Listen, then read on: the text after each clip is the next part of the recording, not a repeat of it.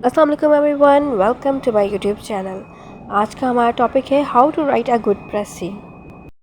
First of all हम आज के टॉपिक्स के हाइलाइट्स डिस्कस कर लेते हैं। इस वीडियो में मैं आपके साथ प्रेसी का स्ट्रक्चर शेयर करने लगी हूँ। डू एंड डोंट्स जो है मैं आपको बताऊँगी। Argument, word list, contrast word list, cause effects word list and last में हम डिस्कस करेंगे कि सूटेबल टाइटल प्रेसी के लिए कैसे जो है सजेस्ट किया जाता है।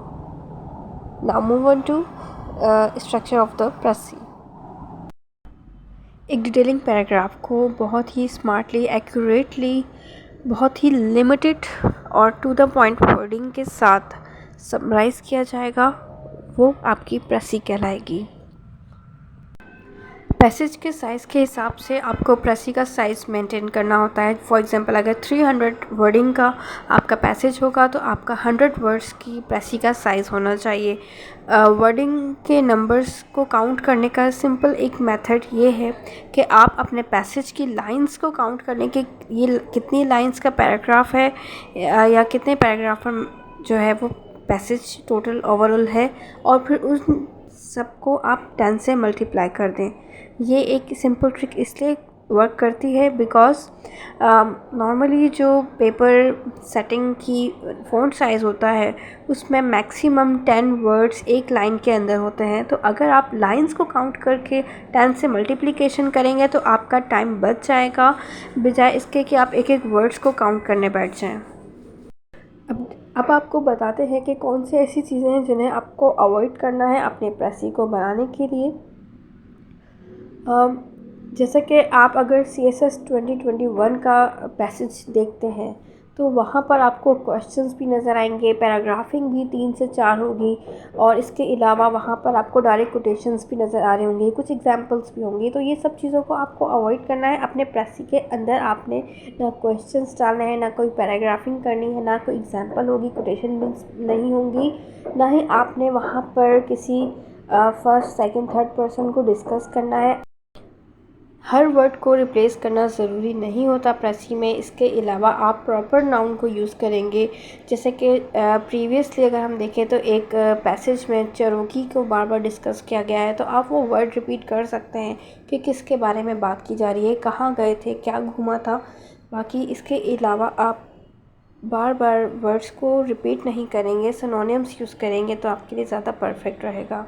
अभी आप देख रहे हैं स्क्रीन पर एग्रीमेंट वर्ड लिस्ट। ये एग्रीमेंट वर्ड लिस्ट की आप स्क्रीनशॉट ले लीजिए और इसे मेमोराइज़ कर लीजिए, बिकॉज़ ये आपको बहुत हेल्प करेगा। पैसेज में ऐसे बहुत से वर्ड्स आते हैं जिससे हमें पता चलता है कि एक ही आइडिया डिस्कस किया जा रहा है 4 to 3 लाइन्स के अंदर। एग्रीमेंट वर्ड लिस्ट के बाद अब बारी है कंट्रास्ट वर्ड लिस्ट की। इसका आप स्क्रीनशॉट लेकर इसको भी मेमोराइज़ कीजिएगा, क्योंकि कंट्रास्ट वर्ड लिस्ट भी बहुत इंपॉर्टेंट है। आपको पैसेज में देखना होता है, बहुत से ऐसे वर्ड्स नज़र आएंगे आपको जो कि पहले आइडिया को दूसरे आइडिया के साथ जो है डिवाइड कर रहे होंगे। आपको इन वर्ड्स के थ्रू पता चलेगा कि फ़र्स्ट आइडिया क्या था, सेकंड आइडिया क्या था, और ये आपस में कैसे रिलेट कर रहे हैं।